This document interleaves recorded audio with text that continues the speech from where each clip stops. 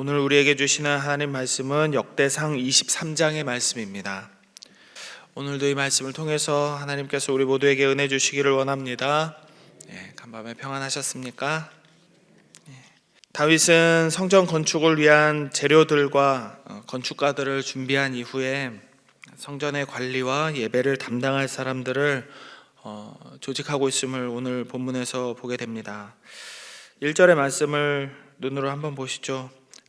나이가 많아서 늙은 다윗은 가장 먼저 솔로몬을 이스라엘 왕으로 삼습니다. 그리고 이스라엘 모든 방백들과 제사장, 레위인들을 소집합니다. 그러니까 오늘 본문에서는 이런 걸 말해주는 거죠. 성전 건축에 대한 준비가 성전을 건축할 솔로몬의 왕위 계승과 함께 거의 동시에 이루어지고 있다라는 그런 사실입니다. 3절에서 23절의 말씀에서는 레위인들의 가족별 구분, 그리고 이들이 하는 일에 대해서 언급하고 있는 것입니다. 그 당시 성전에서 일할 레위인들은 3절의 말씀 보면은 몇 명이라고 나오나요? 3절 말씀 같이 한번 읽어볼까요? 시작. 레위 사람은 30세 이상으로 계수하니 모든 사람의 수가 38,000명이라고 합니다. 38,000명. 많다면 많고 이스라엘 전체 인구를 봤을 때면 적다면 적을 수 있는 숫자죠. 38,000명. 그런데 24절의 말씀을 한번 보실까요? 24절입니다. 제가 읽어드립니다. 이는 다 레위 자손이니 그 조상의 가문을 따라 계수된 이름이 기록되고 여호와의 성전에서 섬기는 일을 하는 몇 세 이상? 20세 이상이라고 나와 있습니다. 그리고 27절의 말씀을 보면 이렇게 한 것은 누구의 뜻이라고 나와 있나요? 다윗의 유언대로 레위 자손이 20살 이상으로 계수가 되었대요. 처음에 레위 사람들을 다 소집했을 때는 30세 이상으로 30살 이상으로 계수를 했습니다. 30살 이상으로 계수를 했을 때 38,000명이었는데 왜 20세 이상으로 갑자기 연령을 낮췄을까요? 이것은 아마도 성전이 건축됨으로 인해서 성전 안에 더 많은 레위인들이 필요했을 것이다 라는 것을 추측하게 되는 것입니다. 그 전에는 성막에서 일했잖아요. 그래요? 아니에요. 성막에서 일했잖아요. 성막에서 일하니까 그렇게 많은 레위인이 필요 없었을 겁니다. 그리고 레위의 자손들이 아들이 셋이었잖아요. 누구는 성전 기물을 들고 다니고, 누구는 성막을 들고 다니고, 누구는 성전을 지키고 하는 이런 일들을 맡았었는데, 이제는 더 크고 더 많은 사람들이 모여들고 하는 이 성전에서 하나님을 섬겨야 하기 때문에 사람이 더 필요했다라는 것을 어렵지 않게 추측할 수 있습니다. 레위인들은 이제 전통적으로 방금 전에 말씀드렸던 것처럼 레위의 세 아들 게르손, 그핫, 무라리라는 아들들의 자손으로 이루어진 그 집안으로 역할이 구분되어 있습니다. 출애굽기 6장, 민수기 3장에서 나오는 이 레위인들의 역할의 구분은 성막에 관한 것이기 때문에 당연히 새로운 직무의 조정이 필요했습니다. 그래서 4절 이후에서 나오는 것처럼 이제 이 사람들은 물론 한 집안에 누구의 아들 이렇게 집안에 속해 있기는 하지만 이들은 직무에 의해서 구분되기 시작합니다. 4절에서 5절에서 한번 보실까요? 4절 말씀입니다. 그 중에 24,000명은 뭐 하는 사람이래요? 성전의 일을 보살피는 자다 나와 있습니다. 그리고 6,000명은 관원과 재판장입니다. 그리고 4,000명은 문직입니다. 세상에 문지키는 사람만 4,000명이 있었습니다. 그리고 그 다음으로 또 4,000명은 누구일까요? 여호와께 찬송을 드리기 위하여 악기로 찬송하는 사람들이 4,000명이나 되었습니다. 우리 교회도 생각해 보면 찬양대가 10분의 1 정도 될까요? 1, 2, 3부, 4부 다 합치면 70명은 넘을 것 같아요. 80명 넘을 것 같고 거의 보통 이 정도 되지 않을까 싶은데요. 여호와의 전을 보살피는 자들은 뭐 하는 사람들이었을까요? 여호와의 전을 보살피는 자들은 성전에서 일반적인 행정과 예배를 돕는 사람들이고, 관원들은 기록을 담당하는 서기관들이었을 것이다 라고 주석가들은 말합니다. 28절 이후를 한번 봅니다. 28절 이후에는 성전을 담당했던 이들이 했던 일들에 대해서 좀 더 자세하게 기록해 놓았습니다. 28절부터 29절 같이 한번 읽어볼까요? 시작. 그 직분은 아론의 자손을 도와 여호와의 성전과 뜰과 골방에서 섬기고 또 모든 성물을 정결하게 하는 일, 곧 하나님의 성전에서 섬기는 일과 또 진설병과 고운 가루의 소재물, 곧 무교전병이나 과자를 굽는 것이나 반죽하는 것이나 또 모든 저울과 자를 맡고, 30절은 제가 읽습니다. 아침과 저녁마다 서서 여호와께 감사하고 찬송한대요. 그리고 안식일과 초하루와 절기의 모든 번제를 하나님 앞에 드린대요. 이런 일들을 이 사람들이 했던 것이죠. 누군가는 성전과 뜰과 골방의 일들을 감당하고, 누군가는 성전을 깨끗하게 보관하고 관리하는 일, 그리고 누군가는 하나님께 드릴 진설병과 소제물을 준비하면서 과자를 굽고 반죽하고 예배드리고 아침과 저녁으로 서서 하나님을 찬양하고 감사하는 일을 했습니다. 이 사람들은 모두 성막의 기구들을 메고 다니던 레위인들의 후손들이었습니다. 그들의 사역은 이제 그들의 조상과는 이제 조금 다른 일들이 되어버렸죠. 다윗은 건축될 성전에서 하나님을 예배하는 데 있어서 레위인들의 직무가 전환되어야 함을 미리 알고, 아들 솔로몬의 때 건축 다 하고서 아이고 이렇게 짓고 나니까 뭔가 바뀌어야 되겠구나, 급하게 뭔가를 하지 않도록 건축하기 전에 이미 이 건축될 성전 안에서 섬길 사람들을 구성을 했던 것이죠. 이런 관점에서 다윗은 레위인들의 나이를 30세 이상에서 20세로 조정하기도 하고, 섬기는 일들의 종류에 따라서 이 사람들을 재분류했습니다. 재배치했습니다. 우리는 다윗과 레위인들의 모습을 보면서 한 두 가지 정도 이렇게 생각해 볼 수 있겠습니다. 첫 번째는 하나님을 섬기는 일을 어떤 고정된 형식이나 전통으로만 생각해서는 안 된다라는 사실입니다. 과거 유럽에서 종교개혁이 일어나기 전에 거의 대다수의 사람들은 자기 모국어로 된 성경을 읽을 수 없었습니다. 성경은 오직 라틴어로만 되어 있는 성경으로 읽어야 했습니다. 그리고 미사의 집례도, 예배 때에도 라틴어로만 시전했기 때문에 웬만한 사람들은 아무것도 알아들을 수가 없었어요. 심지어는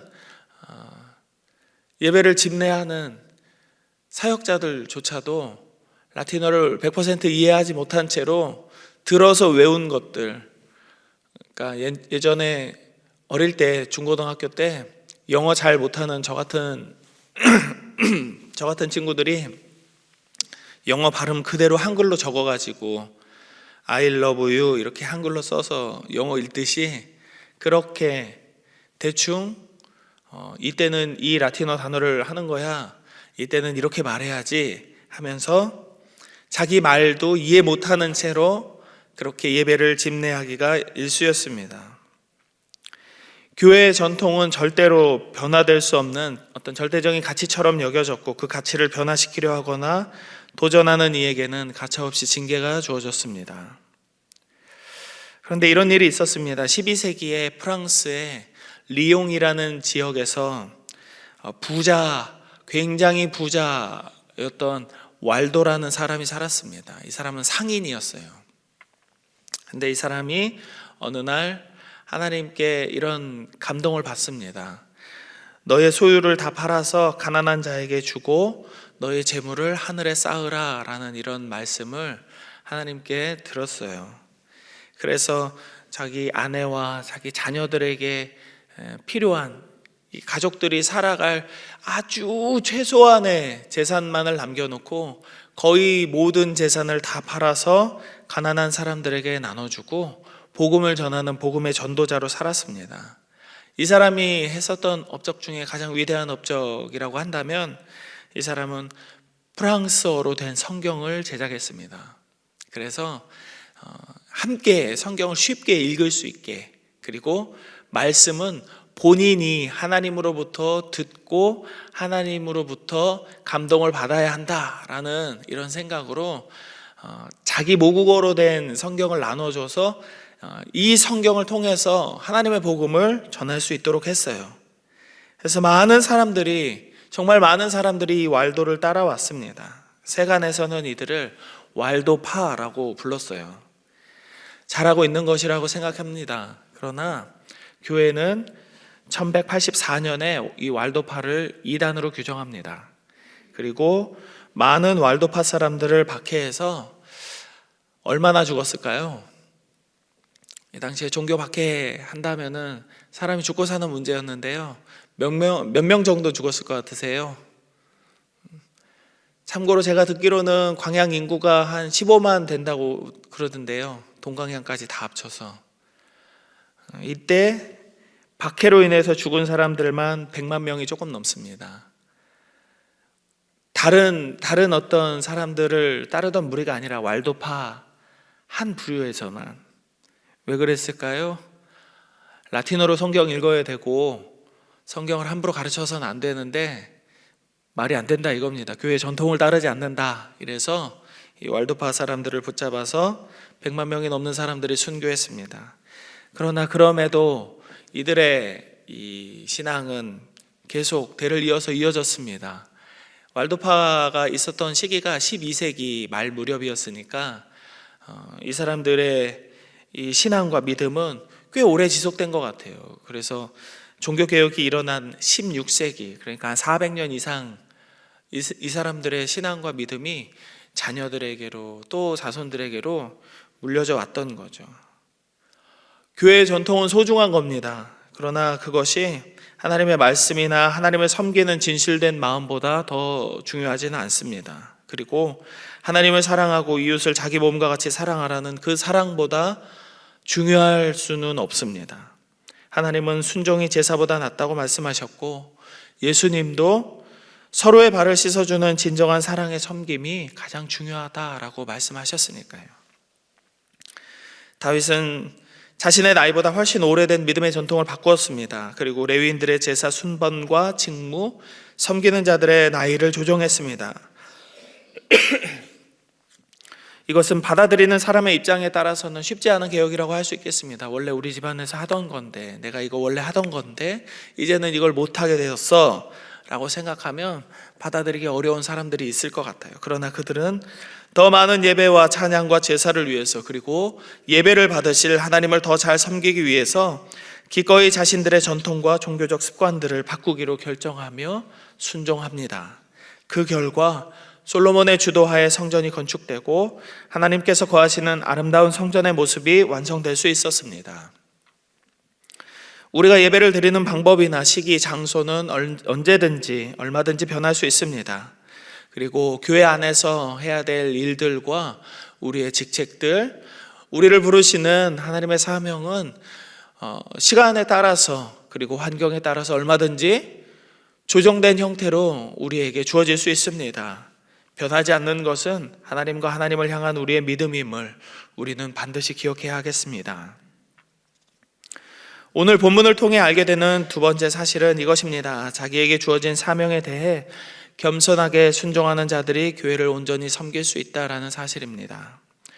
출애굽 당시만 해도 레위인은 레위 자손의 각 집안에 맡겨진 사명을 감당했어요. 그런데 물론 누구의 아들 하듯이 어떤 집안에 맡겨진 일들이기는 하지만 성전이 건축 준비되는 동안에는 그들의 직무는 집안과 출신이라기보다는 기능과 역할에 따라서 구분되기 시작하고 있습니다. 그러다 보면 아까 말씀드린 것처럼 자기가 원하지 않은 일들을 감당해야 하는 이들도 있었을 것이고, 또 어떤 이들은 본인이 감당해야 하기에는 조금 벅찬 일들을 해야 하는 그런 사람들도 있었을 것입니다. 그러나 그들 모두는 아무런 불평과 불만 없이 겸손하게 그 일들을 감당했습니다.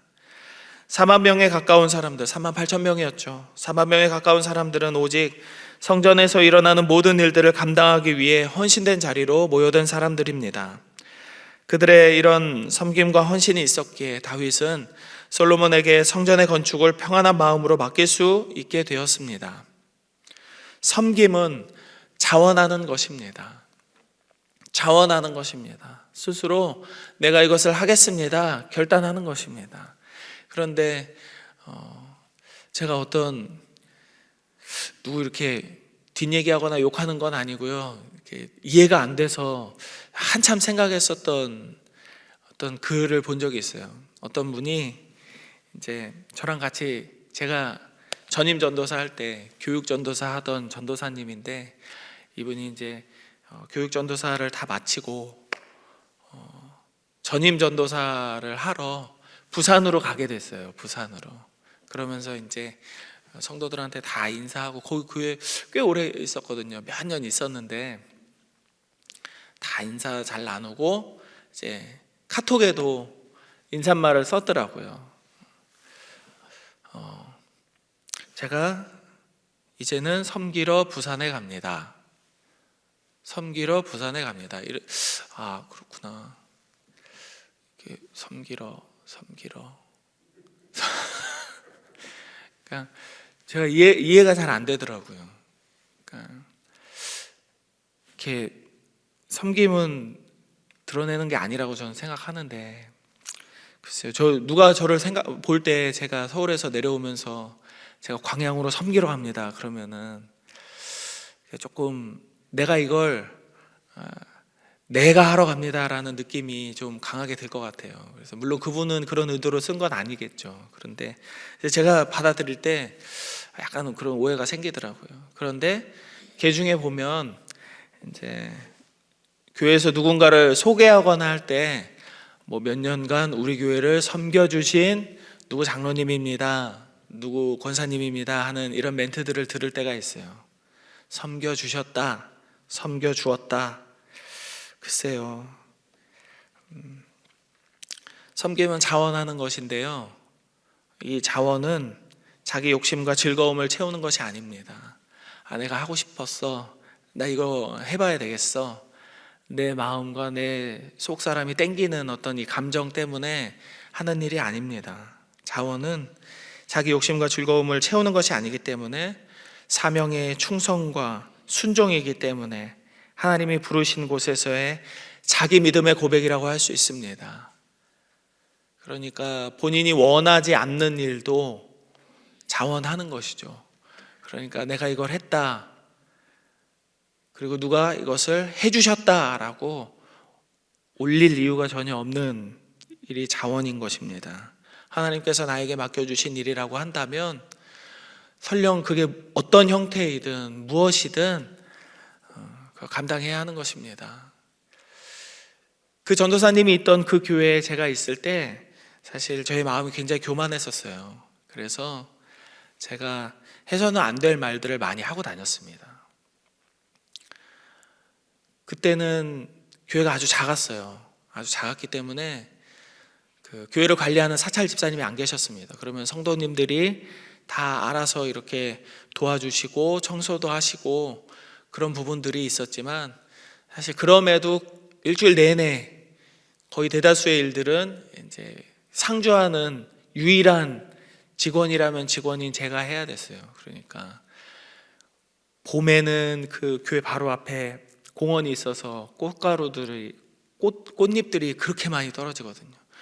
꽃 쓸어야 되고, 여름에는 비가 이렇게 새고 그런 데를 찾아서 건물 관리해야 되고, 가을에는 낙엽 떨어지고, 겨울에는 눈 쓸어야 되고, 그거 다 양복을 입고 해야 되는 겁니다.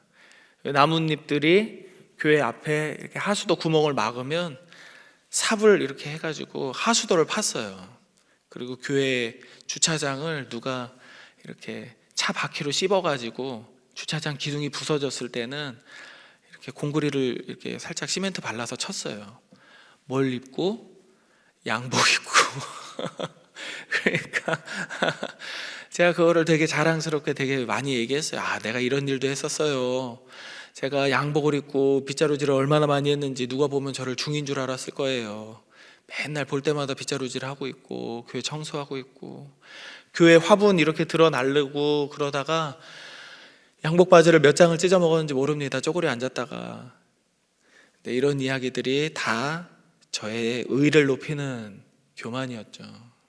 해서는 안 될 말들이었다고 생각합니다. 제가 만약에 자원하는 마음으로 섬겼다면, 하나님 앞에서 부르신 자리에서 순종했다면 그런 자랑은 하지 않았을 것 같아요. 시간이 지나고 나서는 후회가 되는 일입니다.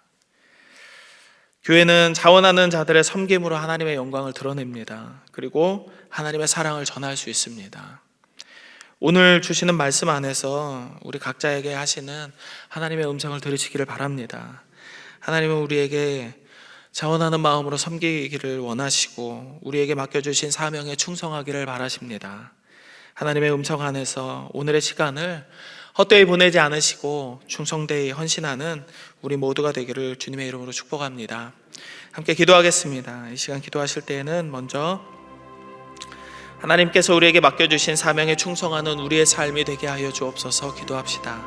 그리고 그 다음으로는 순종하는 마음으로 교회 직분과 역할들을 감당하는 믿음의 성도들이 되게 하여 주옵소서 기도합시다. 이건 내가 해보지 않은 일인데, 이건 내 감정에 맞지 않는 일인데, 이건 사람들이 보기에 어떨까라는 이런저러한 눈치와 생각으로 나의 섬김과 헌신을 결정하지 않게 하여 달라고 하나님께서 부르신 자리에 내가 마땅히 순종하는 마음으로 겸손하게 충성하게 하여 주옵소서 기도하십시다. 그리고 다음으로는 우리 세워진 교육자들과 직원들을 위해서 기도해 주십시오. 담임 목사님을 비롯한 모든 교직원들이 하나님께서 부어주시는 성령의 충만함을 받고 힘과 능력을 얻게 해달라고 기도해 주시면 감사하겠습니다. 우리 세 가지 놓고 함께 기도하겠습니다. 하나님께서 우리에게 맡겨주신 사명이 무엇이든지 하나님 우리가 그것에 순종할 수 있는 우리의 삶을 살기를 원합니다. 하나님께서 우리를 부르신 자리에서 언제나 감사하며 하나님 앞에 영광 돌리는 우리 모두가 되게 하여 주시옵소서. 하나님께서 우리를 부르신 자리에서 하나님 우리가 우리의 생각과 우리의 판단과 우리의 감정을 내려놓고 진정으로 겸손한 마음으로 순종할 수 있기를 원합니다. 우리를 부르신 그 직분과 이 교회 안에서 우리에게 행하라 말씀하시는 그 역할들이 무엇이든지 이것을 감당할 수 있기를 원합니다. 이 일을 위하여서 하나님 우리 모두에게 성령 충만함을 허락하여 주시고 주님의 말씀으로 감동될 수 있도록 주여 우리에게 날마다 하나님의 말씀을 허락하여 주옵소서. 믿음이 떨어지지 않도록 항상 우리를 붙들어 주시고 언제나 이 교회 예배 가운데에서 하나님의 은혜를 얻는 우리 모두가 되기를 원하오니 주여 허락하여 주옵소서. 담임 목사님을 비롯한 모든 교육자들과 직원들에게 하나님께서 힘과 능력을 주시기를 원합니다. 오늘도 우리에게 맡겨주신 이 사명을 온전하게 감당할 수 있도록 주님의 성령으로 충만하게 채워주시기를 원합니다.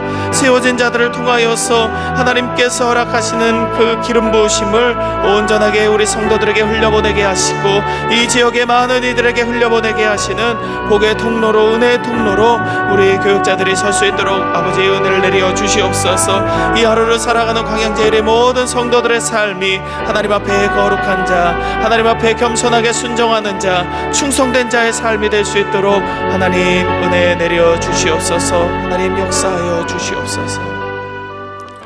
하나님 감사합니다. 오늘도 이 하루를 말씀으로 시작하게 하시고 하나님 은혜를 바라보며 하나님께서 맡겨주신 모든 사명과 직분들을 충성스럽게 감당할 수 있도록 하나님 오늘도 우리의 마음을 다잡게 하시니 감사를 드립니다. 하나님 다윗과 레위인들이 하나님 은혜 안에서 자신들의 삶의 방향과 모양을 얼마든지 바꿀 수 있었던 것처럼 하나님 우리도 하나님께서 맡겨주신 사명을 위하여서 언제라도 충성할 수 있는 자들 되게 하시고, 우리에게 맡겨주신 직분에 겸손하게 자원하는 마음으로 섬길 수 있는 자들 될 수 있도록 아버지 은혜를 내려 주시옵소서. 우리에게 맡겨주신 모든 직분과 모든 사명들을 온전하게 감당할 수 있도록 우리 모두에게 성령 충만하게 하시고, 하나님 앞에 감사함으로 기쁨으로 나와서 섬기며 하나님 앞에 영광 돌릴 수 있도록 우리의 삶의 자리에서도 평안을 누리게 하여 주시옵소서. 우리의 가정의 평안을 허락하시고, 사랑하는 우리 자녀손들의 삶의 평안을 허락하시고, 저들의 삶에 하나님께서 도우심을 우리 눈으로 보게 하여 주시옵소서. 하나님, 이 교회에 세워진 모든 교역자들과 직원들을 하나님 손에 올려드립니다. 특별히 담임 목사님을 영육간의 강건함으로 지켜주시고, 세워진 모든 이들이 하나님 은혜로 거룩한 통로로, 믿음의 통로로, 하나님 은혜의 통로로 설 수 있도록 언제나 주의 성령 충만하게 채워 주시옵소서. 오늘을 살아가는 광양제일의 성도들의 삶을 하나님 붙들어 주시기를 원합니다. 우리가 육신의 연약함으로 넘어지지 않게 하시고, 마음의 질병으로 말미암아 낙심치 않게 하시고, 재정의 문제나 여러 인생의 고민들로 인하여서 하나님을 원망하는 일이 없도록 주여 우리의 마음의 소원들을 응답하여 주시고, 우리의 삶의 모든 고비들을 넘어갈 수 있도록 힘과 용기를 허락하여 주시는 이 하루를 보내게 하여 주시옵소서. 모든 것 하나님께서 우리를 붙들어 주심에 감사하는 이 하루 되기를 간절히 소망하며 거룩하신 예수님의 이름으로 기도드립니다. 아멘.